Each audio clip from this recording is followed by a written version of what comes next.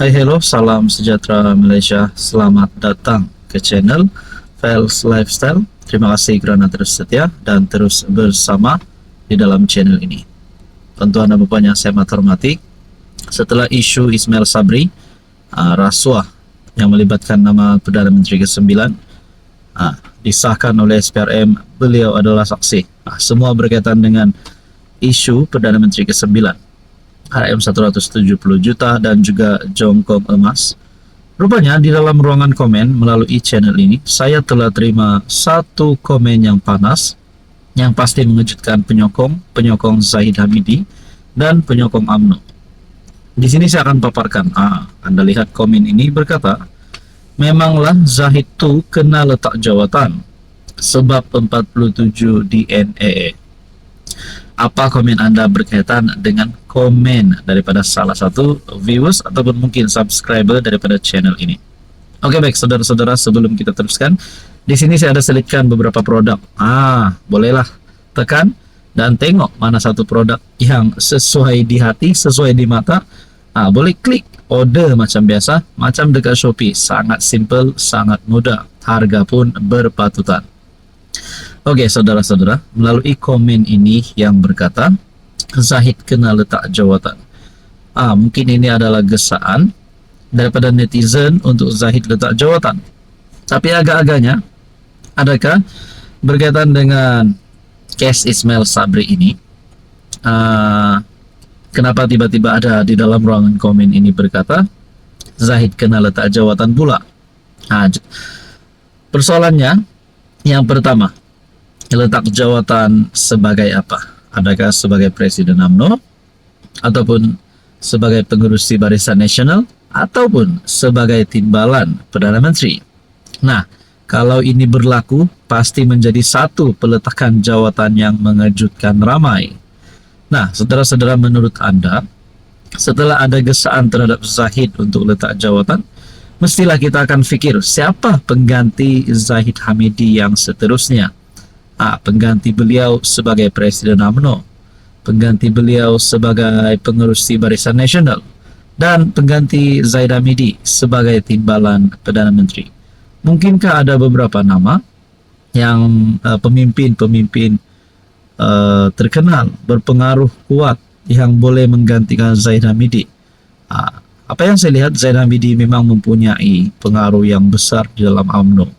Tapi adakah relevan untuk menggesa beliau letak jawatan begitu saja?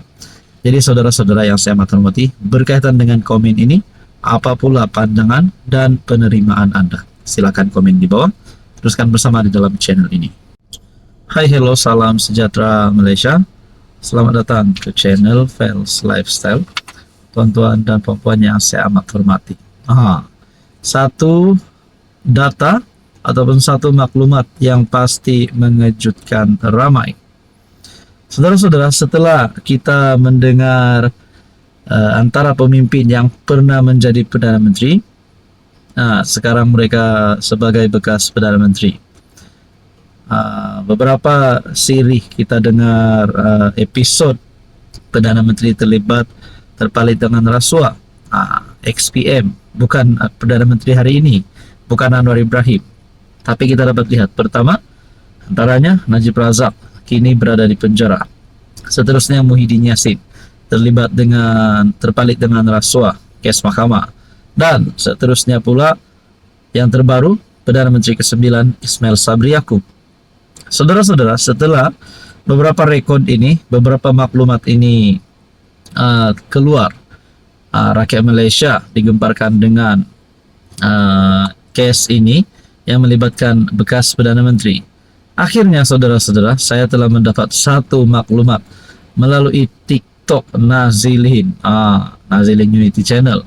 Tapi beliau post di TikTok, account TikTok Nazilin.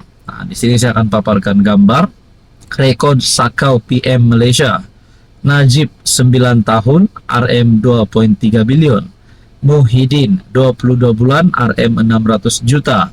Ismail Sabri 11 bulan, RM 150 juta. PMX 27 bulan, RM 0.00. Saya tak nak cakap lah, takkanlah PMX pun nanti akan terpalit rasuah pula. Kita harap perkara itu dihentikanlah. Nanti jadi normal pula bagi Perdana Menteri yang akan datang. Oke, saudara-saudara, di sini saya ada selipkan beberapa produk.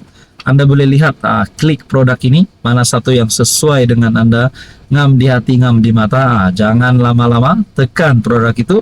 Order macam biasa, order macam dekat Shopee, harga cukup murah, cukup berpatutan. Saudara-saudara, melalui rekod yang saya lihat ini, Najib kini berada di penjara. Tak payah cakaplah, hari ini beliau sudah ditangkap, sudah masuk penjara. Muhyiddin Yassin pula memerintah selama 22 bulan RM 600 juta. Adakah dengan ini sebenarnya Muhyiddin memang benar-benar sakau RM 600 juta? Begitu juga Ismail Sabri, 11 bulan jadi Perdana Menteri. Benarkah Ismail Sabri menyakau RM 150 juta?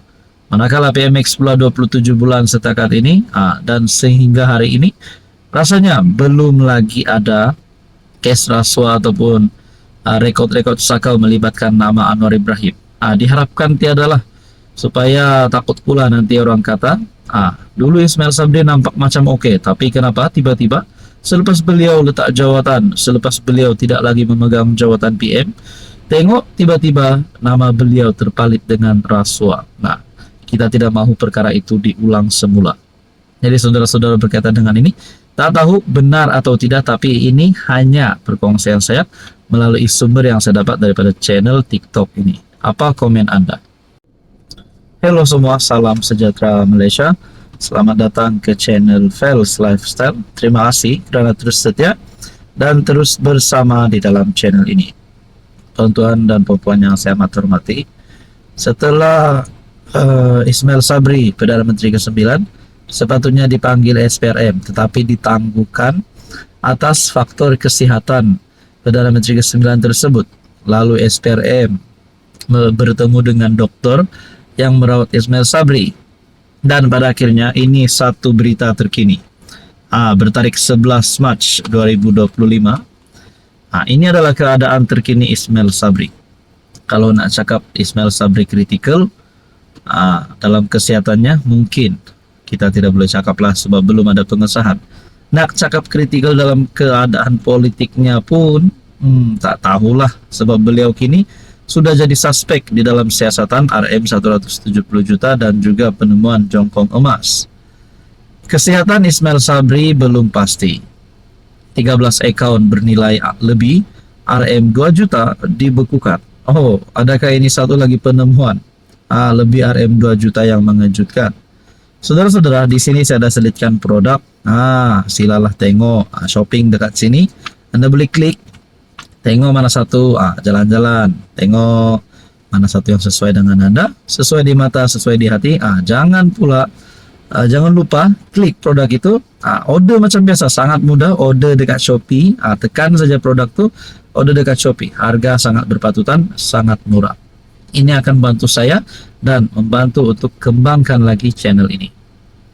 Di dalam artikel daripada Sinar Harian, tahap kesihatan bekas Perdana Menteri Ismail Sabri selepas cuti sakitnya tamat masih menjadi tanda tanya apabila doktor yang merawatnya tidak dapat mengesahkan sama ada beliau boleh dirakamkan keterangan atau sebaliknya.